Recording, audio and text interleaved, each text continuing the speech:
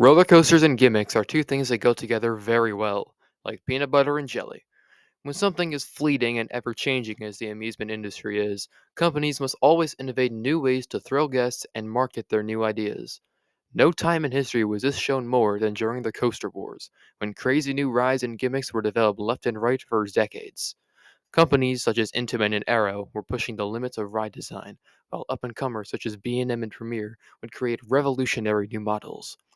And then there was Vekoma. For much of their existence, Vekoma distributed Arrow models and designs over to Europe and expanded upon them with their own designs. Some are better than others, but they were all rather successful. However, Vekoma was slightly falling behind the rest of the industry in terms of innovation. So, they hit the drawing boards and came up with some truly wild ideas. The Flying Dutchman, the giant inverted boomerang, the Invertigo, the Big Air, this didn't catch on, and of course, one of the most innovative and insane designs out there, the gimmick to end all gimmicks, the Tilt Coaster. And now, after over 20 years, it has been revived by none other than Cedar Point. Technically.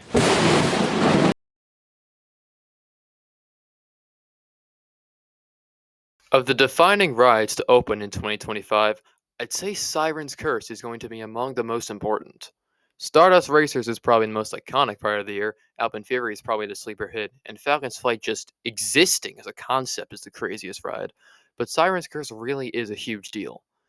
It, in my opinion, officially signals the full revival of Vekoma.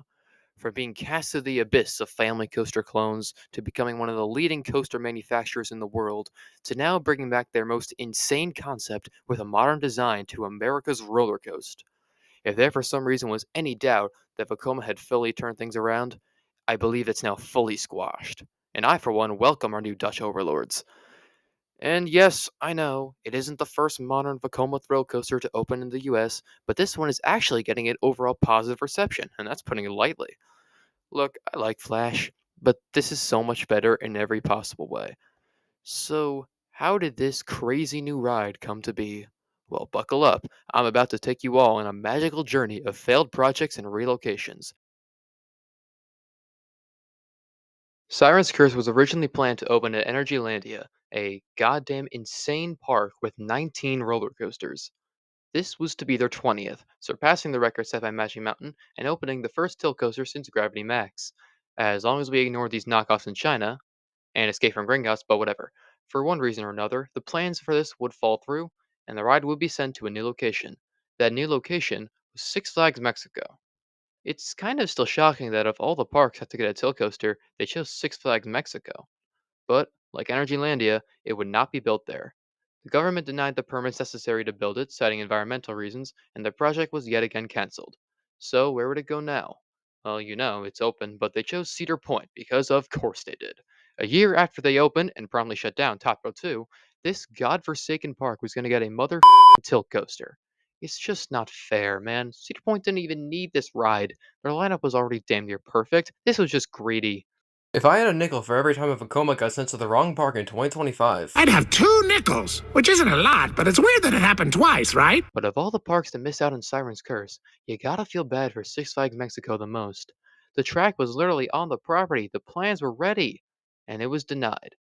However, they are getting a makeup coaster in 2026, an off the shelf family boomerang. Yay!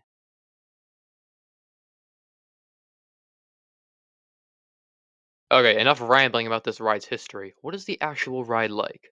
Oh, it's incredible. Genuinely spectacular. When I say this should never have gone to Cedar Point, that is not a negative to the ride itself.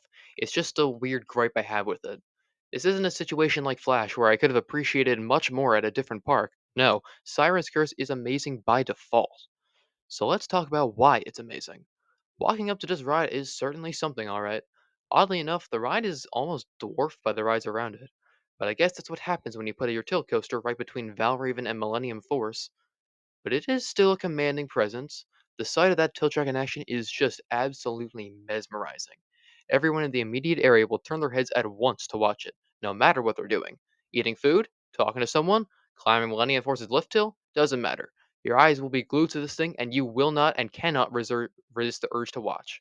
So once you work up the courage to ride this damn thing, you will be greeted with two things. The first thing? A long ass line.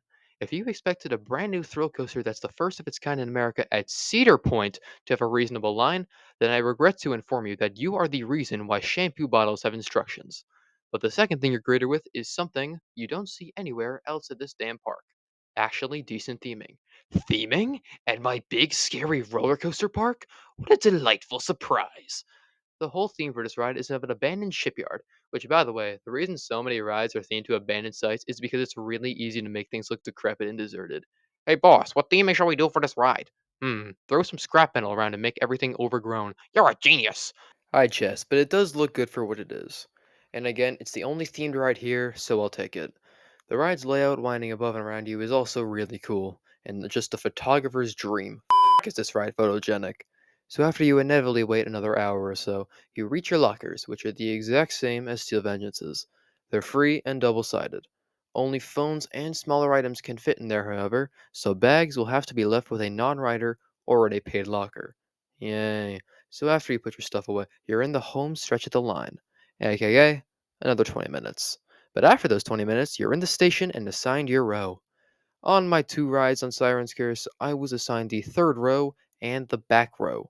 And I just have to say, this is a back row ride for reasons I will elaborate on shortly.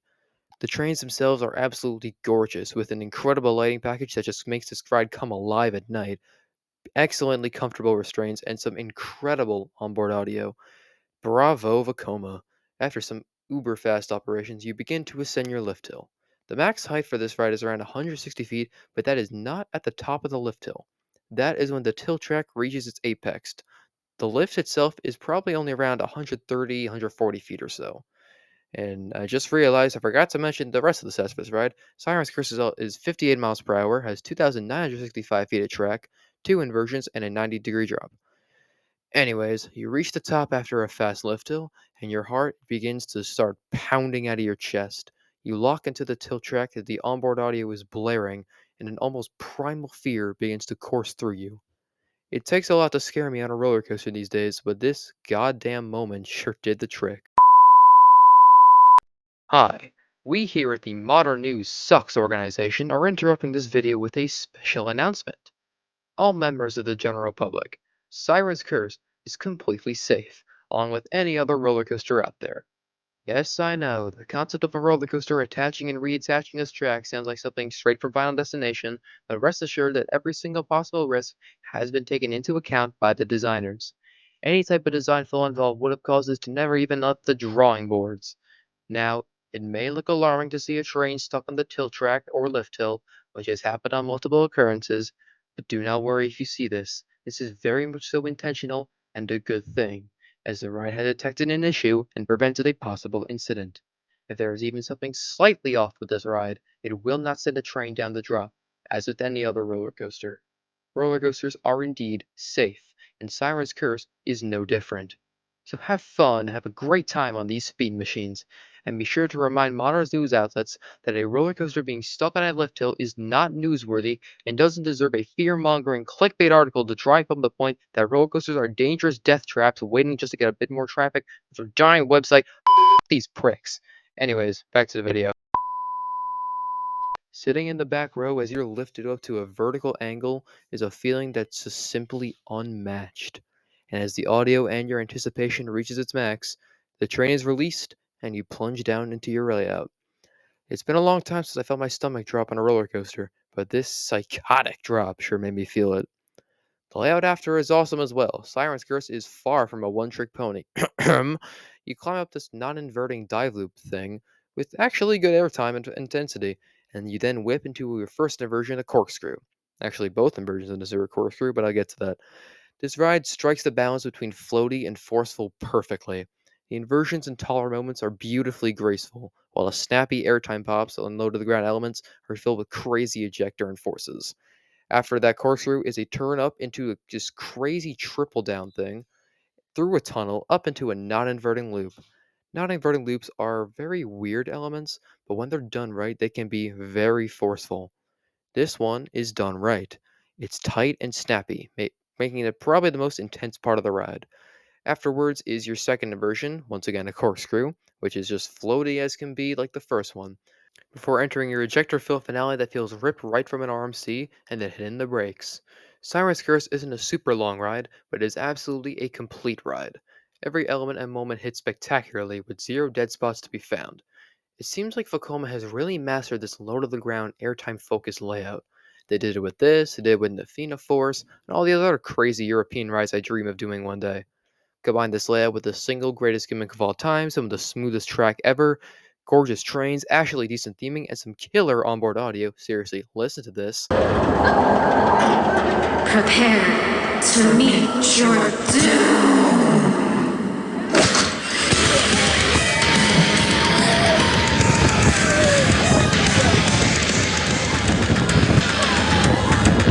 You have an absolutely phenomenal roller coaster. I'm honestly struggling to find something wrong with it.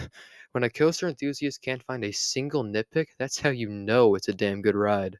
So, to rate Siren's Curse, it's a 10 out of 10. Mother of mercy, this thing is incredible. The layout is perfect, the drop is legendary, everything is so damn good. And yet somehow, this isn't even the best ride in its park. I prefer Steel Vengeance, Top Thrill 2, and Maverick just ever so slightly. But being the fourth best of 10 out of 10 rides is nothing to be mad about. At any other goddamn park besides Cedar Point, this is the best ride without a doubt. But it's at Cedar Point, the home of big roller coasters and even bigger lines. But I have good news. This isn't the only tilt coaster to open in 2025. Circuit Breaker and Codaland will finally open this year. And we'll be able to do a tilt coaster for a line so much shorter than Siren's Curse. Oh, motherfucker!